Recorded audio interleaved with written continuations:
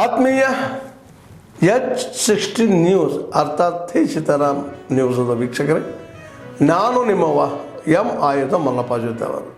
ತಾವು ಈಗ ಸುದ್ದಿಗಳ ಲೋಕಕ್ಕೆ ಎಂಟ್ರಿ ಹೊಡಿತಾ ಇದ್ದೀರಿ.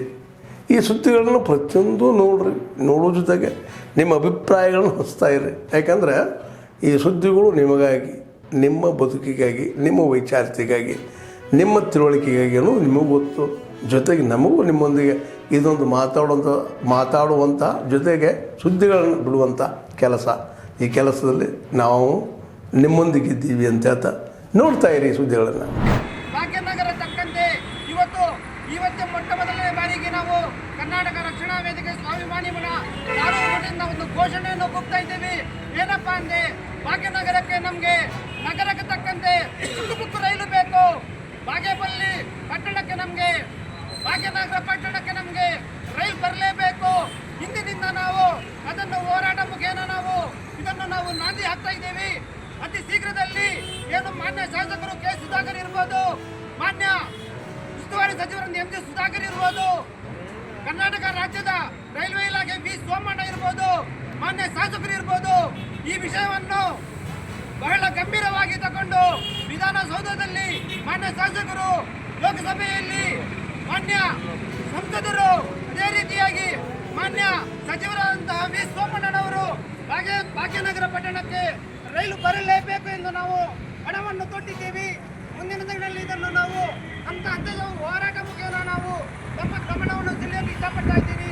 ಅದೇ ರೀತಿಯಾಗಿ ಏನಿವತ್ತು ಬಾಗೇಪಲ್ಲಿ ಪಟ್ಟಣದಲ್ಲಿ ಸ್ವಾತಂತ್ರ್ಯ ದಿನಾಚರಣೆ ಮಾಡ್ತಾ ಇದ್ದೀವಿ ಅಂದರೆ, ಬಾಬಾ ಸಾಹೇಬ್ ಅಂಬೇಡ್ಕರ್ ಅವರು ಮಾಡಿರುವಂಥ ಸಂವಿಧಾನ ಅಡಿಯಲ್ಲಿ ನಾವು ಇವತ್ತು ಇಲ್ಲಿ ನಾವು ಸ್ವಾತಂತ್ರ್ಯ ದಿನಾಚರಣೆ ಮಾಡ್ತಾ ಇದ್ದೀವಿ. ಏನಪ್ಪ ಅಂದರೆ, ತಿಳಿದಿರ್ಬೋದು,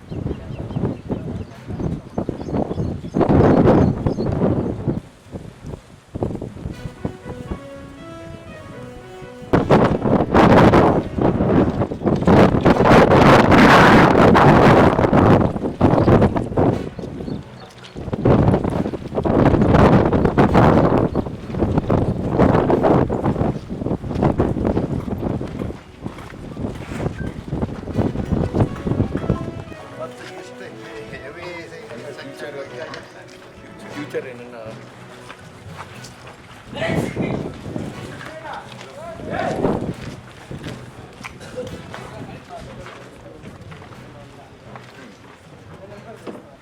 ಕ್ಯೂರಿಂಗ್ ಪ್ರಾಪರ್ ಆಗಿಲ್ಲ,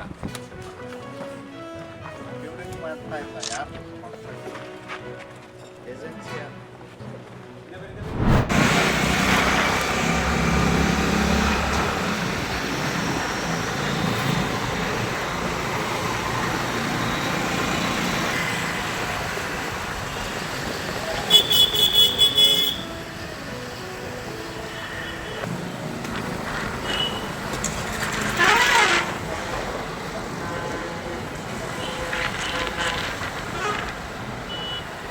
ಮತ್ತೆ 8 ಜನ ಕಡೆ ಹೋಗ್ತಾರೆ ಸರ್, 6 ಜನ ಕಡೆ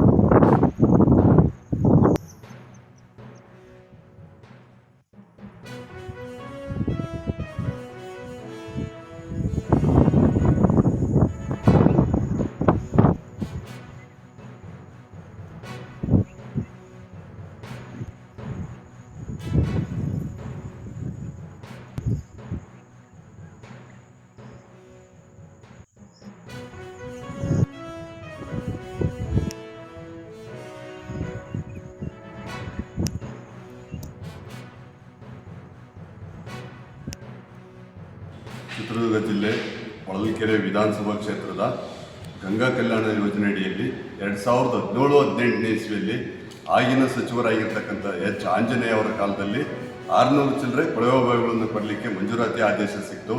ಅದಾದ ನಂತರ ಈ ಕೊಳವೆ ಬಾವಿ ಮಂಜೂರಾತಿ ಆಗಿದ್ದರೂ ಸಹ 18-19ನೇ ಸಾಲಿನಿಂದ ಬರೀತಕ್ಕಂಥ ಯಾವುದೇ ಪ್ರಕ್ರಿಯೆ ನಡೀಲೇ ಇಲ್ಲ. 2-3 ವರ್ಷ ನಾವು ಜಿಲ್ಲಾ ವ್ಯವಸ್ಥಾಪಕರು ಡಿ ದೇವರಾಜ್ ಅರಸು ಹಿಂದುಳಿದ ವರ್ಗಗಳ ಇಲಾಖೆ ಚಿತ್ರದುರ್ಗಕ್ಕೆ ಹೊಳಲ್ಕೆರೆಯಿಂದ ಸಾಕಷ್ಟು ಬಾರಿ ರೈತರು ಅಲ್ದಾಡಿದರೂ ಸಹ ಇದನ್ನು ಪರಿಯ ಮುನ್ಸೂಚನೆ ಸಿಗಲೇ ಇಲ್ಲ. 3 ವರ್ಷ ಅಲ್ದಾಡಿದ ನಂತರ 20-21ನೇ ಸಾಲಿನಲ್ಲಿ ರೈತರೆಲ್ಲ ಒಗ್ಗಟ್ಟಾಗಿಬಿಟ್ಟು ಏನು ಮಾಡಿದ್ವಿ ಅಂತಂದರೆ ಆವಾಗ ಒಂದು ಜಿಲ್ಲಾಧಿಕಾರಿಗಳ ಕಚೇರಿ ಮುಂದೆ ಒಂದು ಉಪವಾಸ ಸತ್ಯಾಗ್ರಹವನ್ನು ನಾವು ನಡೆಸಿದ್ವಿ.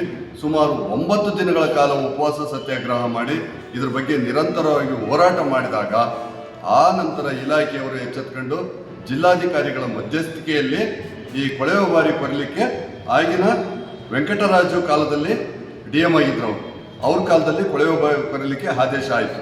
ಅದಾದ ನಂತರ ಕೊಳವೆ ಬಾವಿ ಕೊರೆದ್ರು. ಅದಾದ ನಂತರ ಸಂಪತ್ ಕುಮಾರ್ ಅವರು ಬಂದರು. ಅದಾದ ನಂತರ ಅವತ್ತಿನಿಂದ ಅದೇನು ಕೊಳವೆ ಬಾವಿ ಕೊರೆದು ವಿದ್ಯುತ್ ಶಕ್ತಿ ಕೊಟ್ಟಿದ್ದೆ 21-22ಕ್ಕೆ ಲಾಸ್ಟು. ಅಲ್ಲಿಂದ ಮತ್ತೆ 2-3 ವರ್ಷ ಆದ್ರೂ ಸಹ ಅವಕ್ಕೆ ಮೋಟ್ರ್ ಆಗಲಿ, ಪಂಪ್ ಆಗಲಿ, ಕೊಳವೆ ಬಾವಿಗೆ ಪೈಪ್ ಆಗಲಿ, ಸ್ಟಾರ್ಟರ್ ಆಗಲಿ ಕೊಡಲಿಕ್ಕೆ ಅವ್ರು ಮನಸ್ಸು ಮಾಡಲೇ ಇಲ್ಲ. ಸುಮಾರು 23ನೇ ಇಸ್ವಿಯಲ್ಲಿ ಸಾಕಷ್ಟು ಬಾರಿ ರೈತರು ಹೋರಾಡಿದ್ರು ಸಹ ಇದಕ್ಕೆ ಯಾವ ಪ್ರಕ್ರಿಯೆ ನಡೀಲೇ ಇಲ್ಲ. ಅದಾದ ನಂತರ ಸಂಪತ್ ಕುಮಾರ್ ಸರ್ ಹೋದರು DM. ಅದಾದ ನಂತರ ರಮೇಶ್ ಕುಮಾರ್ ಮಧುರೆ ಅಂತ ಬಂದರು. ಅವ್ರು ಸ್ವಲ್ಪ ದಿವಸ ಇದ್ದರು. ಅವರು ಸಹ ಯಾವುದೂ ರೀತಿಯ ಒಂದು ವ್ಯವಸ್ಥೆಯನ್ನು ಮಾಡಲೇ ಇಲ್ಲ. ಅದಾದ ನಂತರ ಈಗ 2.5 ವರ್ಷದಿಂದ ಶಿಲ್ಪಾ ಮೇಡಮ್ ಅವರಿದ್ದಾರೆ.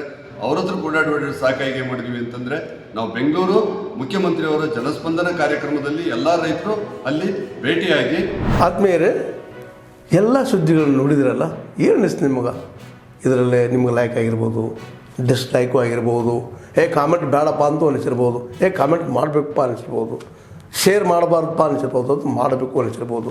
ಏನಾದರೂ ಆಗಲಿ ಶೇರ್ ಮಾಡ್ತಾಯಿರಿ, ಈ ನ್ಯೂಸ್ಗಳನ್ನ ಹಂಚ್ತಾ ಇರಿ, ಜೊತೆಗೆ ಇದಕ್ಕೆ ಸಬ್ಸ್ಕ್ರೈಬ್ ಆಗ್ತಾಯಿರಿ ಅಂತ ಹೇಳ್ತಾ H60 ನ್ಯೂಸ್ ಅರ್ಥಾತ್ ಹೇ ಸೀತಾರಾಮ್, ಇದು ಸತ್ಯದ ಕೈಗೆ ನಡಿ. ವಂದನೆಗಳು.